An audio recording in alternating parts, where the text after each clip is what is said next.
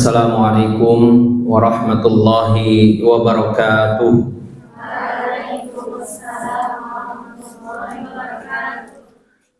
A'udzu billahi minasyaitonir rajim. Bismillahirrahmanirrahim. Alhamdulillahi rabbil alamin. Wa bihi nasta'inu ala umurid dunya waddin. Wassalatu wassalamu ala nabiyyina Muhammadin wa ala alihi wa sahbihi ajma'in, amma ba'du. Kaifa halukunna? Bi khairin walhamdulillah. Insyaallah alhamdulillah, puji syukur kepada Allah Subhanahu wa taala yang telah memberi nikmat kepada kita semua sehingga kita bisa terus melaksanakan ibadah kepada Allah Subhanahu wa taala, dan mudah-mudahan kita istiqomah dalam mensyukuri nikmat Allah Subhanahu wa taala dengan berbagai ketaatan kepada Allah Subhanahu wa taala, dengan ketaatan yang sesuai tuntunan Rasulullah sallallahu alaihi wasallam, tidak juga berlebihan dalam beribadah sehingga berijtihad ingin lebih melebihi apa yang dicontohkan oleh Rasulullah, tidak pula seperti itu. Namun kita dalam ketaatan ini semampunya, ya tentunya mengikuti apa yang dicontohkan oleh Rasulullah SAW. Salawat serta salam semoga tercurah limpahkan kepada baginda Nabi Muhammad Sallallahu Alaihi Wasallam, kepada keluarganya, para sahabatnya, dan juga umatnya.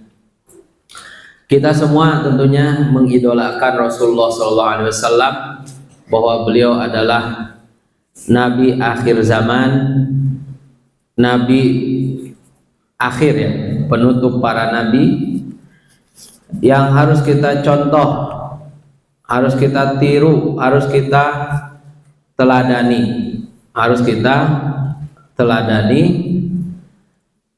Bagaimana kita bisa meneladaninya atau menirunya? Tentunya dengan mempelajari hadis-hadis beliau.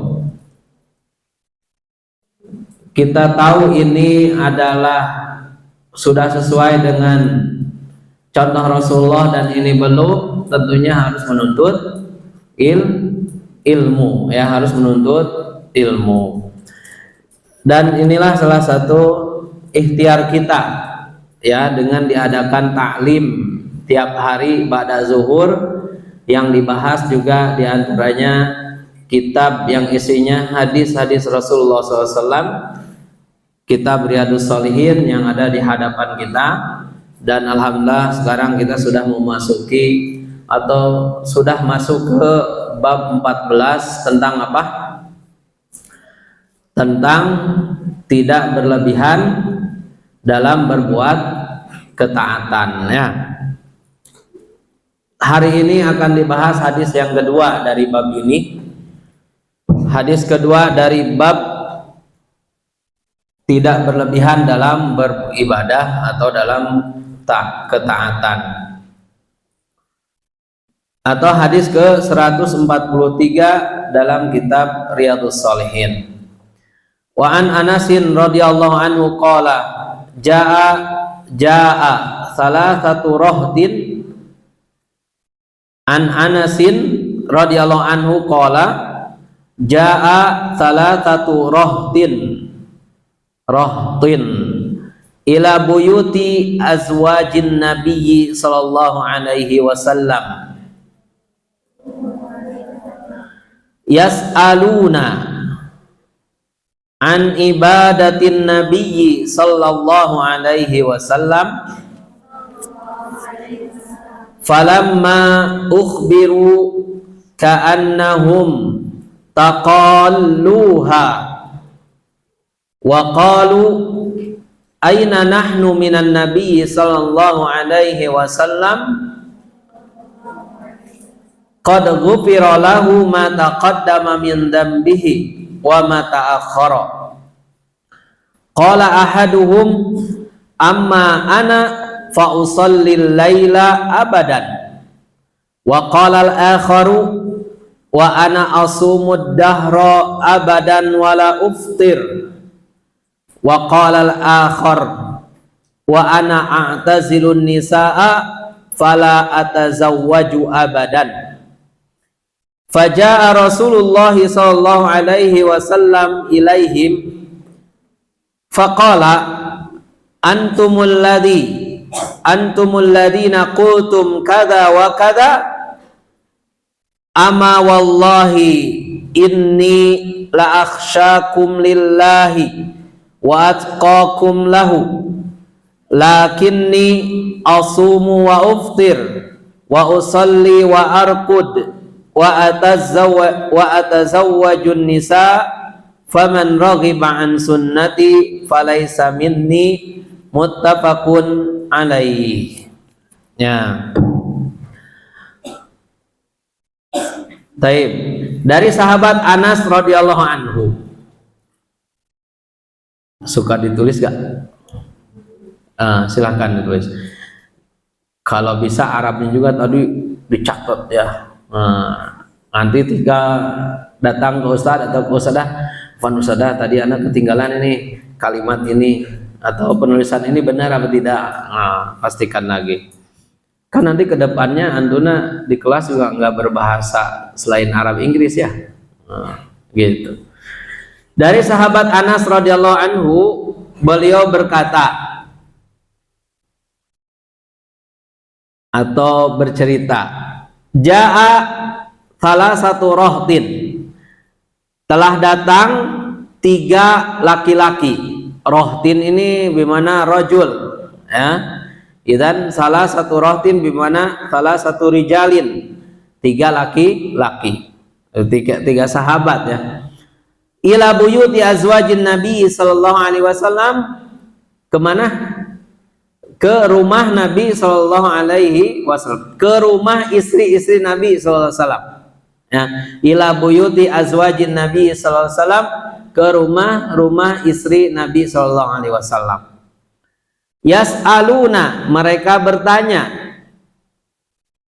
an ibadatin Nabi sallallahu alaihi wasallam, tentang ibadah Nabi sallallahu alaihi wasallam, atau mengenai ibadahnya Nabi sallallahu alaihi wasallam. Falamma ukhbiru, ketika dikasih tahu, siapa yang ngasih tahu berarti? Istri Nabi ya, istri Nabi. Ka'annahum taqalluha, mereka sepertinya menganggap sedikit. Ibadah Nabi itu mereka anggap sedikit. Waqalu, dan mereka berkata, aina nahnu minan Nabi sallallahu alaihi wasallam, kita ini berada di mana gitu ya, dari amalan Nabi sallallahu alaihi wasallam. Qad ghufira lahu, Rasulullah itu telah diampuni, ma taqaddam min dzambih, dosa yang telah lalu, wa ma ta'akhkhar, dan dosa yang akan datang.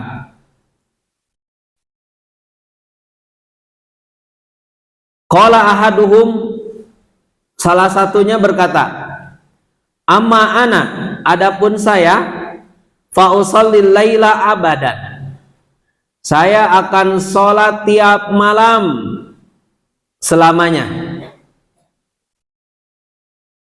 Jadi gak tidur dia. Wa qala al-akhar, yang kedua berkata, wa ana asumud dahra abadan wala uftir, saya akan saum tiap hari dan tidak buka selama satu puasa, selama 1 tahun tidak buka, atau selamanya dan tidak buka. Wa qala al-akhar, yang ketiga berkata, wa ana a'tazilun nisa, saya tidak akan menyentuh wanita. Fala atazawwaju abadan, dan saya tidak akan menikah. Jadi ingin ibadah terus, yang satu ingin sholat tiap malam dan tidak tidur, yang satunya lagi ingin apa? Ingin puasa terus tidak buka-buka, yang satunya lagi tidak mau menyentuh perempuan dan tidak mau menikah karena ingin fokus ibadah. Faja'a Rasulullah SAW ilaihim. Kemudian Rasulullah SAW datang kepada mereka, kepada 3 sahabat yang bertanya kepada istri Nabi itu. Faqala, Nabi SAW bertanya kepada mereka, antumul ladina qultum kada wa kada. Apakah kalian yang bilang begini dan begitu? Ini bilangnya apa? Seperti tadi yang ceritakan oleh Anas bin Malik. Kata Rasulullah, ama wallahi inni la ahsyakum lillah. Adapun ana, demi Allah, kata Rasulullah, demi Allah sesungguhnya aku la ahsyakum lillah, adalah orang yang paling takut kepada Allah di antara kalian. Wa atqakum lahu, dan aku adalah orang yang paling bertakwa kepada Allah di antara kalian. Lakinni, tetapi aku, kata Rasulullah, asumu wa aftir, saya puasa dan saya berbuka. Wa usalli wa arqud, saya sholat dan saya tidur. Wa atazawwajun nisa, aku juga menikahi wanita. Faman raghiba an sunnati, barang siapa yang benci terhadap sunnahku, falaisa minni, maka itu bukan termasuk golonganku. Muttafaqun alaihi. Jadi pelajaran dari hadis ini, ya, tadi sahabat Anas menceritakan bahwa ada 3 laki-laki atau 3 sahabat datang ke rumah istri Rasul, rumah istri Rasul, dan bertanya mengenai ibadah Rasulullah SAW. Ya, kemudian mereka setelah dikasih tahu tentang ibadah Rasulullah, mereka menganggap bahwa ibadah Rasulullah itu sedikit. Ya, kemudian mana kita? Dia bertanya pada dirinya mereka itu. Kita itu berada di posisi mana kalau dibandingkan dengan ibadah Rasulullah SAW, sedangkan Rasulullah telah diampuni dosa sebelum dan sesudahnya, gitu ya. Yang satu mengatakan ingin sholat terus, ya, selamanya ingin sholat tidak tidur, ingin sholat malam terus tidak tidur. Yang satu ingin apa? Puasa terus tidak buka-buka. Yang satu lagi tidak mau menyentuh perempuan, tidak mau menikah, ingin ibadah terus. Kemudian Rasulullah memastikan, apakah benar kalian bilang seperti ini dan itu? Ya, demi Allah bahwa aku adalah, kata Rasulullah, ketahuilah demi Allah bahwa sungguhnya aku adalah orang yang paling takut di antara kalian kepada Allah Subhanahu wa taala, dan aku adalah orang yang paling bertakwa kepada Allah di antara kalian. Tetapi aku puasa dan aku buka, aku sholat malam dan aku tidur, aku menikahi wanita, ya. Paman raghiba an sunnati, barang siapa yang benci terhadap sunnahku, maka dia bukan termasuk golonganku. Jadi apa? Pelajaran yang pertama adalah istihbabu tatabu'i ahwalil ulama ar-rabbaniyin li ta'assibihim. Jadi disunahkan mencari tahu tentang keadaan para ulama, atau mencari tahu tentang ibadahnya para ulama.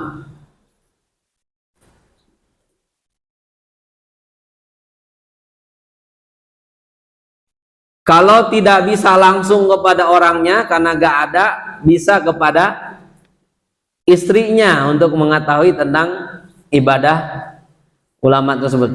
Seperti para sahabat tadi bertanyanya kepada istri Rasul. Ya, untuk apa kita mencari tahu? Supaya kita ada motivasi ya untuk beribadah. Kemudian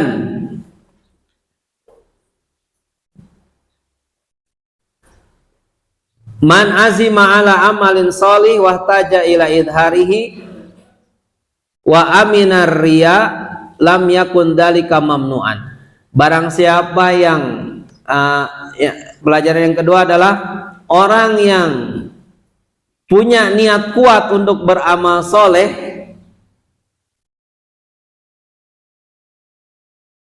dan amal soleh itu harus diperlihatkan, tetapi aman dari riya, itu tidak mengapa. Jadi bilang saya alhamdulillah misalkan puasa Senin Kamis, itu nggak apa-apa ya untuk apa? Memotivasi yang lainnya, tetapi harus apa? Aman dari riya, tidak ada sedikit pun untuk riya. Kemudian iktisadun fi sunnah khairun min ijtihadin fi bid'ah. Tidak berlebihan dalam melaksanakan perkara sunnah itu lebih baik daripada berijtihad dalam perkara bid'ah.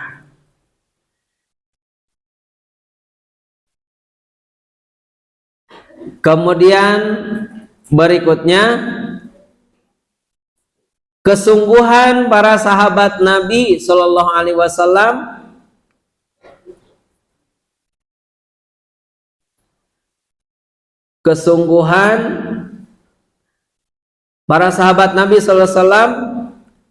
dalam melaksanakan ibadah dan ketaatan. Di berlomba-lomba ingin banyak beribadah dan berbuat taat.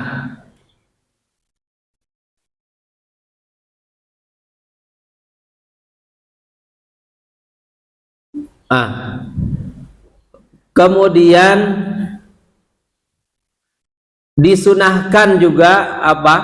Disunahkan mengedepankan pujian kepada Allah Subhanahu wa ta'ala ketika menyampaikan masalah ilmu. Ya, disunahkan mendahulukan dengan pujian kepada Allah Subhanahu wa ta'ala, pujian dan syukur kepada Allah Subhanahu wa ta'ala dalam masalah ilmu.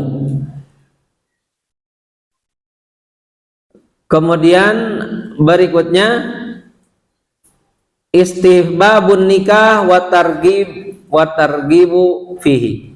Disunahkan menikah dan memotivasi orang untuk nikah. Mau nikah? Nanti ya setelah lulus dari Al-Afaf, lulus MA, ngabdi, kemudian ngabdi setahun, pas gitu ada datang ke bapaknya laki-laki soleh, ganteng, tajir, tinggi, gemuk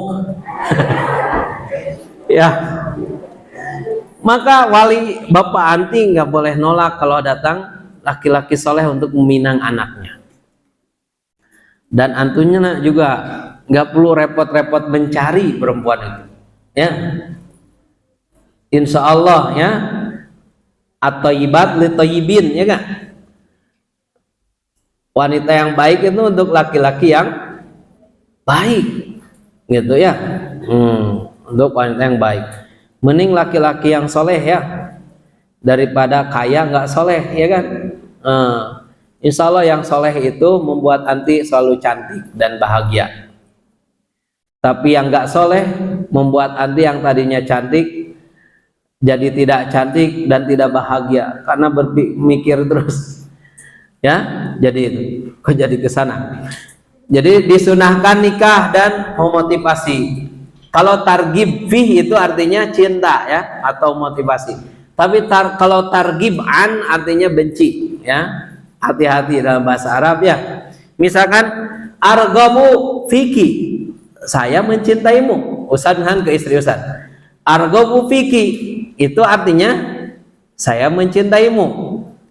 Tapi Ustaz misalnya ke apa ya, ke mobil lah, argobu anisayaro, pakai an ya, itu artinya saya benci gitu ya.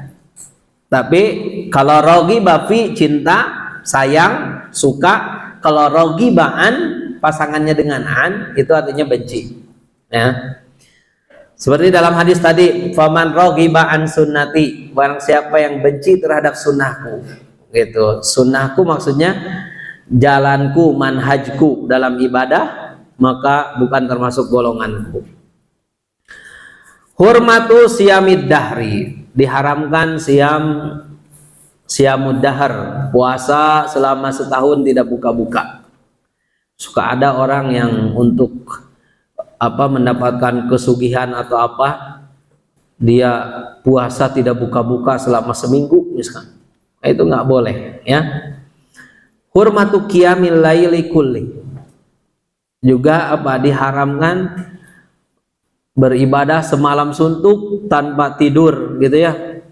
Nah, itu juga nggak boleh, karena jiwa ini atau diri ini, badan ini juga butuh istirahat ya, butuh istirahat. Maka antuna jangan sampai mau ujian nanti ya tidak tidur semalaman, pas besok ujian ngantuk, mau jawab A jadi B gitu ya, karena ngantuk.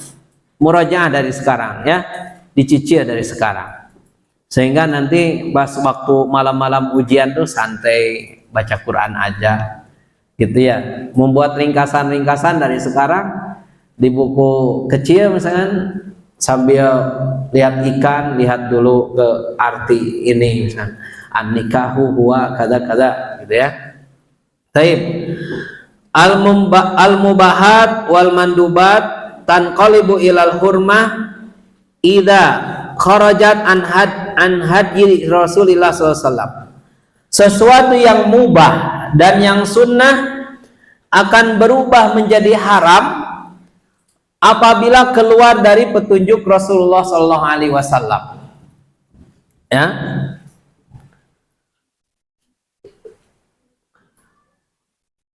Jadi perkara yang mubah, sunnah, itu akan berubah menjadi haram apabila keluar dari petunjuk Rasulullah SAW atau tidak mengikuti Rasulullah SAW. Kan ada yang bilang itu kan Nabi, kita bukan Nabi berarti harus lebih giat lagi. Itu juga tidak benar ya, sehingga berlebihan. Al-iqtida'u bi Rasulillah SAW fit tawassut wal i'tidal haqiqatu taqarrub ila Allah Ta'ala. Jadi meniru Rasulullah SAW dalam pertengahan dalam ibadah itu adalah hakikat taqarrub kepada Allah Subhanahu wa Ta'ala. Jadi meniru Rasulullah SAW berbuat pertengahan dan adil, itu merupakan hakikat taqarrub kepada Allah Subhanahu wa Ta'ala. Kemudian berikutnya, tidak berpegang teguh pada petunjuk Rasulullah SAW dalam ibadah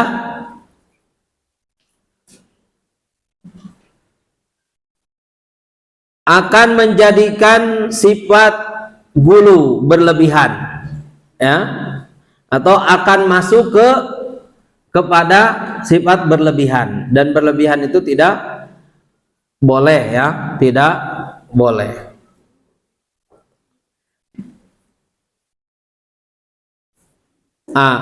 Kemudian hukum asal dalam ibadah itu harus berdasarkan dalil. Hukum asal dalam ibadah harus berdasarkan dalil. Dan tidak boleh berijtihad dengan akal. Menurut akal itu baik. Itu tidak boleh. Misalkan puasa itu mulainya dari subuh sampai maghrib. Anti menganggap kayaknya baik kalau sampai isya. Justru itu nggak boleh, ya. Jadi nggak boleh berijtihad, karena hukum asal dalam ibadah itu harus berdasarkan dalil, nggak boleh berdasarkan akal ijtihad. Menurut akal kita tuh baik. Oh baik nih kalau tidak nikah misalkan, ibadah terus, itu tidak benar, ya. Puasa terus misalkan puasa mutih, tahu mutih? Puasanya dengan yang putih, bukanya ininya, nggak boleh gitu ya. Menurut kalian baik, menurut kita baik, belum tentu menurut agama itu baik. Kemudian apa?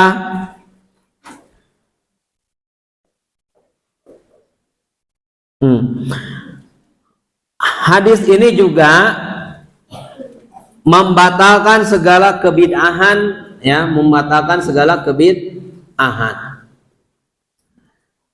Misalkan apa? Walimah, ya, walimah kematian, walimah apa?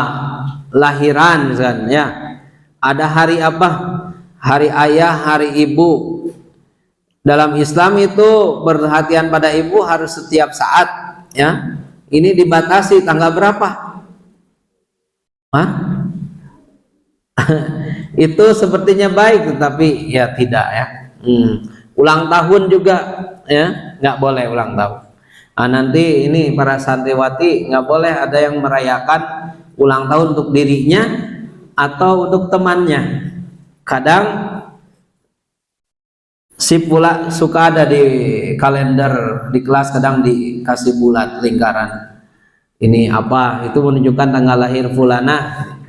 Dan tiba-tiba yang ngasih hadiah selamat ulang tahun. Itu juga nggak boleh, ya. Nggak boleh ulang tahun. Jadi intinya hadis ini adalah kita harus pertengahan dalam ibadah, tidak boleh berlebihan dalam ibadah. Ya, ibadah itu harus sesuai dalil, sesuai tuntunan Rasulullah SAW, tidak sesuai akal kita yang menurut kita itu baik, padahal agama tidak mengajarkan, Rasulullah tidak mengajarkan, maka itu tidak boleh, ya, tidak boleh. Jadi meskipun kita ini beri kekuatan untuk puasa terus, tidak buka-buka gitu, ya, tapi itu tidak diajarkan, maka itu tidak boleh, ya. Meskipun kita ini kuat, bisa terus ibadah setiap malam, tidak tidur, itu memang tidak terasa, tapi nantinya akan berujung mafsadat bagi diri kita. Maka itu dilarang dalam Islam, ya. Nah, itu mudah-mudahan bermanfaat, khususnya bagi Ustadz, umumnya bagi kita semua. Jadi kita beribadahlah semampunya sesuai apa yang diajarkan oleh Rasulullah SAW. Tidak boleh berlebihan dalam ibadah padahal tidak ada tuntunannya. Hadza wa sallallahu ala Muhammadin wa ala alihi wa sahbihi wasallam. Subhanakallahumma bihamdika asyhadu an la ilaha illa anta astaghfiruka wa atubu ilaik. Wassalamualaikum warahmatullahi wabarakatuh.